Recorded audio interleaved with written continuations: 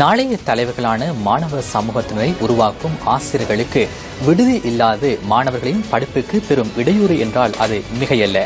மன்னார் கரடிக்குழி முஸ்லிம் மகாவித்தியாலயத்தின் ஆசிரியர் விடுதிக்கான அடிக்கல் நாட்டப்பட்ட போதிலும் இதுவரை கட்டடம் கட்டப்படவில்லை என அந்த பகுதி மக்கள் குற்றம் சாட்டுகின்றனர்.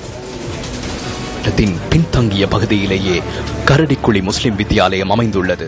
இந்த பாடசாலையில் சுமார் 100 மாணவர்கள் வரை கல்வி பயின்று வருகின்றனர். இந்த மாணவர்களுக்கான கல்வியை கற்றுக் கொடுக்க தற்போது 5 ஆசிரியர்கள் மாத்திரமே அங்குள்ளதாக பிரதேச மக்கள் சுட்டிக்காட்டுகின்றனர். இவர்களில் 2 ஆசிரியர்கள் நிரந்தர நியமனம் பெற்றவர்கள் எனவும் ஏனைய 3 ஆசிரியர்களும் தொண்டர்களாக கடமையாற்றி வருவதாகவும் அவர்கள் குறிப்பிடுகின்றனர். அங்க டீச்சர் வசதி இல்ல. இந்த 100 பிள்ளைகளுக்கும் இந்த 2-3 மாஸ்டர் மர வசதியும் போதாது.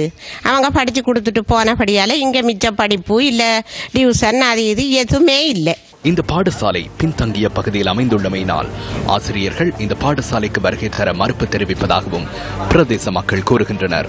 யுத்தம் இடம்பெற்ற காலப்பகுதியில் இங்கிருந்த ஆசிரியர் விடுதி முற்றாக சேதமடைந்துள்ளதாகவும் அதன் பின்னர் இங்கு ஆசிரியர்களுக்கு தங்குவதற்கான இடம் இல்லை எனவும் பிரதேச மக்கள் குறிப்பிடுகின்றனர்.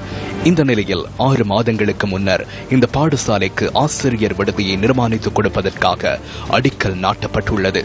எனினும் இன்று வரை அங்கு விடுதிக்கான ஆரம்ப கட்ட நடவடிக்கைகள் கூட முன்னெடுக்கப்படாததை அங்கு சென்ற அம்மாள் காணக்கூடியதாக இருந்தது. இந்த கட்டடம் கட்டி முடிச்சு கொடுத்து தங்களுக்கு ஆட்கள் வந்தால் பிள்ளைகள் படிக்கும். கல்லு வச்சு 6 மாசம் ஆகும். வச்ச காலத்துல இருந்து இதை கட்டி இதை பிரயோசனப்படுத்தி கொடுக்கையில வச்சவங்க. இந்த பாடசாலையின் முன்னேற்றத்திற்காக பல்வேறு அபிவிருத்தி நடவடிக்கைகளை முன்னெடுப்பதாக அமைச்சர்கள் உறுதி அளித்த போதிலும் இதுவரை எவ்வித நடவடிக்கைகளையும் முன்னெடுக்கவில்லை என்றே பிரதேச மக்கள் குறிப்பிடுகின்றனர். ரிஷாட் மினிஸ்டர்ல அவர் எங்களுக்கு கட்டடங்கள் தாரன்னு சொன்னாரு. எதையுமே தந்த மாதிரி இல்ல. அவர் தந்திருந்தா கூட எங்களுக்கு இந்த அளவுக்கு எங்களுடைய ஸ்கூல் பின்வாங்கப்பட்டு இருக்காது. இப்போ ஸ்கூல் 3 கட்ட அளவுக்கு மினிஸ்டர் கூட ஆசிரியர்மார் தாரேன், கட்டட வசதி செஞ்சு தாரன்னு தான் சொன்னாங்க. அண்ணா ஒன்று எங்களுக்கு எதுவும் சரியான முடிவா சேரையில்லை. போலியான வாக்குறுதிகளை வழங்காது இந்த பாடசாலையில் கல்வி பயிலும் மாணவர்களின் எதிர்காலத்தை மாத்திரம் கருத்தில் கொண்டு செயற்பட வேண்டியது உரியவர்களின் கடமை அல்லவா?